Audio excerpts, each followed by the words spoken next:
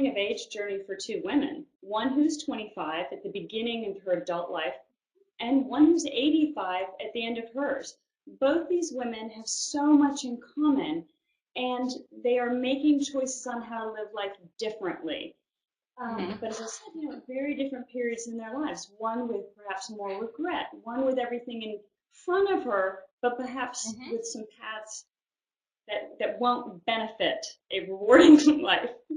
So I think of it as very much in line with sort of the Austen and the Brontë novels of those coming of age moments. Like when Jane Eyre had to decide which path she was going to take. Rochester's mistress or run out on the moors. It's kind of that moment. Well, my background is not in literature at all. I'm a lover of literature, started reading the Austen books when I was in middle school. But in college, I was a history major, went on for a master's in marketing, and worked in marketing. But in 2009, I was injured, and so I had time on my hands. And that's where Dear Mr. Knightley came from. Just a lot of time and a germ of a thought that just kept growing. And Sam, the main character, really became very real to me. And she had a story to tell. And so that's how it started. I start with a character and a need, and then I've got some sort of big boulders about where the journey will go.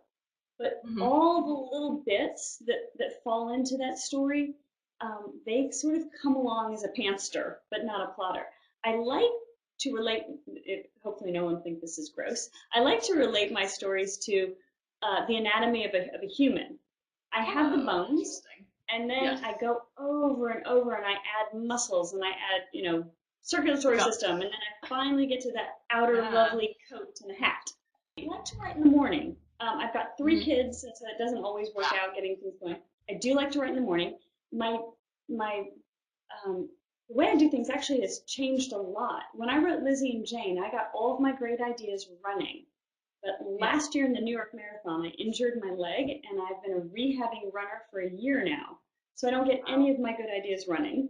So the whole process is up in the air. But I like to be at my desk, which is like right behind me here, and I like to dedicate time every day to it. I'm a quick idea generator, but to put all those layers on takes me time.